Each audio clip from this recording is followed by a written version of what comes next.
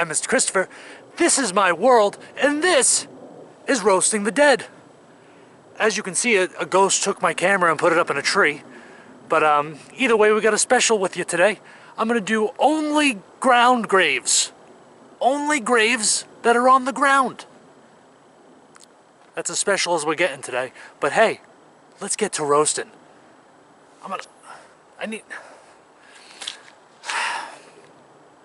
I'll get you later. Let's get to roasting. Old Dahl. You know the books by Old Dahl? You mean Roald Dahl? Roald Dahl? How do you say his name? No, Old Dahl. How do you say his name? Who wrote Wonka? Who wrote Willy Wonka? Old Dahl. No, it was wasn't it Ronald Dahl? Wasn't it Ronald McDonald? Who wrote Willy Wonka?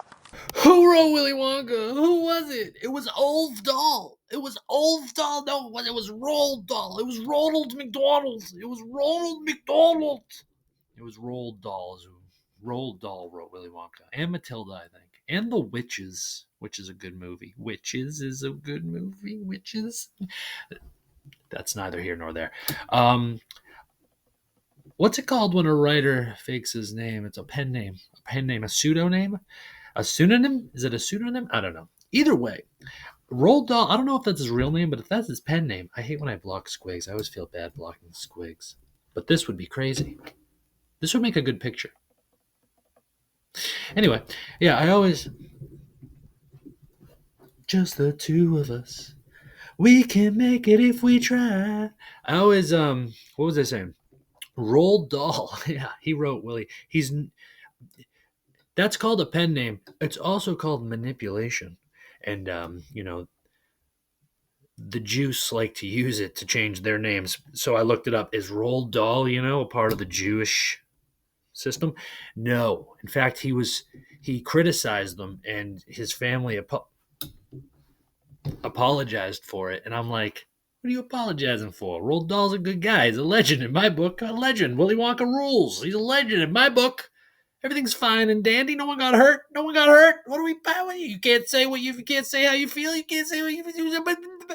Well, anyway, back to the ground special that we're getting into there. Why don't you go back to roasting? Go back to, you only roasted one grave so far. Go back to roasting the dead. Shut up and go back to roasting. Shut up and go back to roasting the dead. God. Ah, yes, if it isn't Mr. Dummy Bitch Coraline, I'm stupid. I'm stupid. John R. Mr. Chris.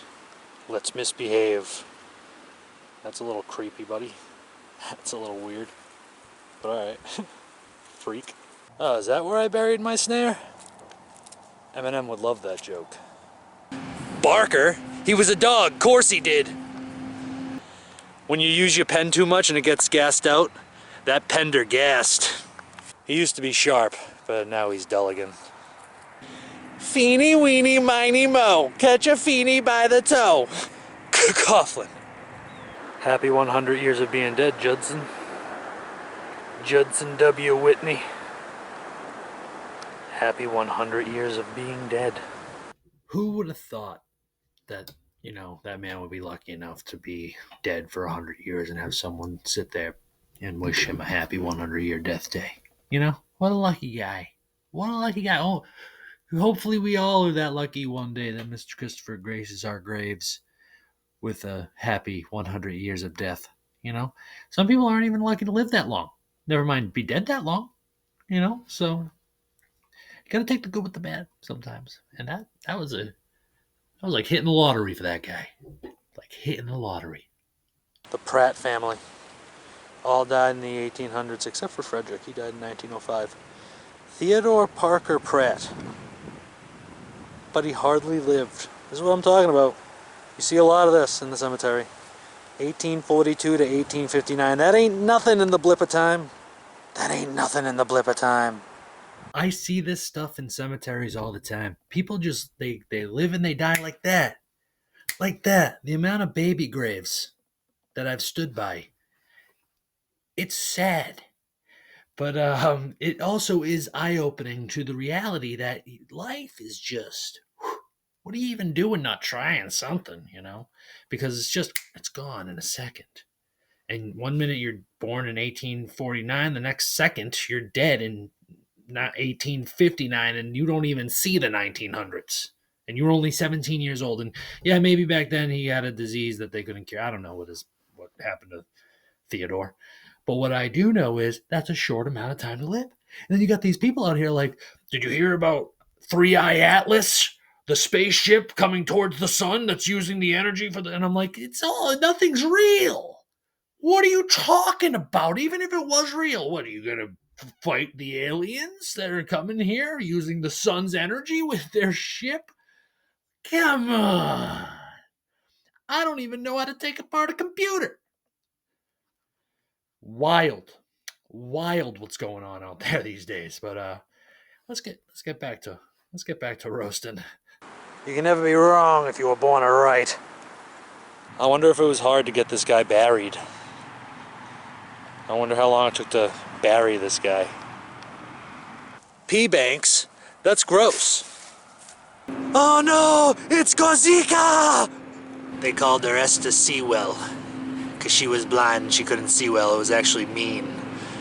And the two E's are for the two missing eyes she had. Esther E.E. Sewell. Very nice tree grave. She's got the math symbol under the tree. It's really nice. What's her name? Margaret Dealey. Got a dealie with that.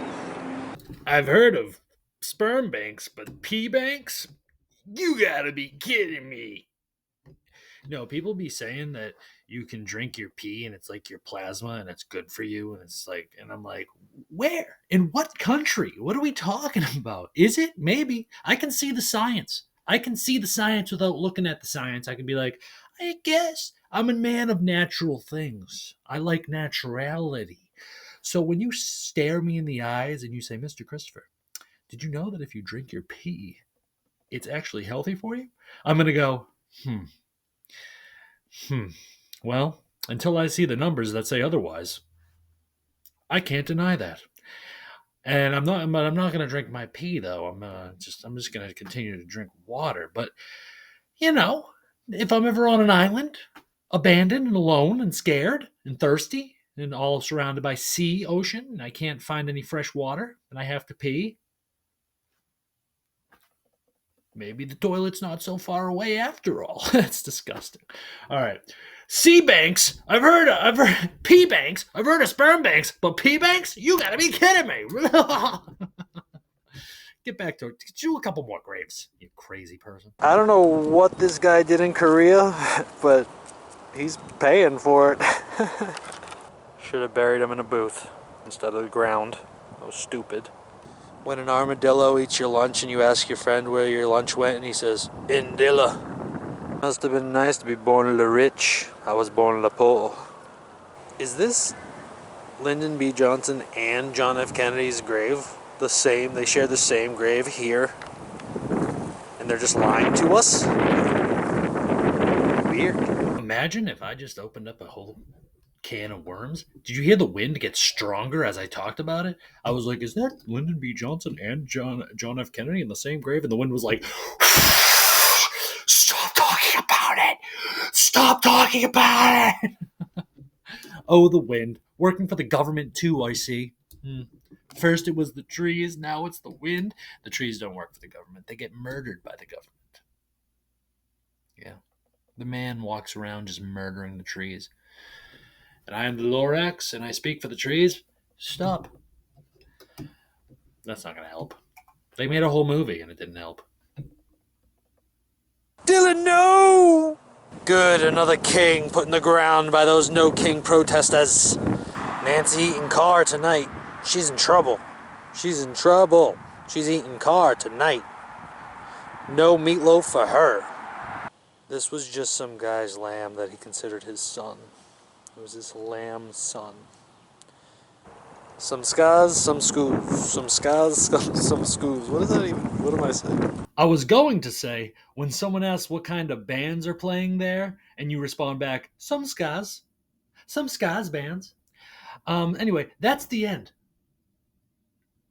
of Roasting the Dead with me, Mr. Christopher. That's me.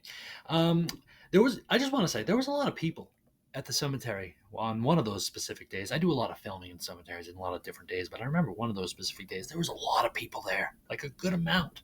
And I was like, are they rising? Are they mad at me? Are they rising and they're going to all attack me at once? Are they zombies?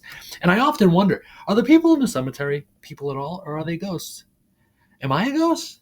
Am I making this show right now? Is this even real? Does anything exist? Is everything okay? What's happening out there? Are we holograms? Are aliens real? Is there a heaven? I often wonder these things while I'm walking around the cemetery when there's a bunch of people there. But then I just go home and I lay down and I pretend it never happened and we move on. So with that said, that's the end of Roasting the Dead with me, Mr. Christopher. I hope you enjoyed. Like, follow, subscribe. Don't do any of those things if you don't want to. Remember, this is about freedom.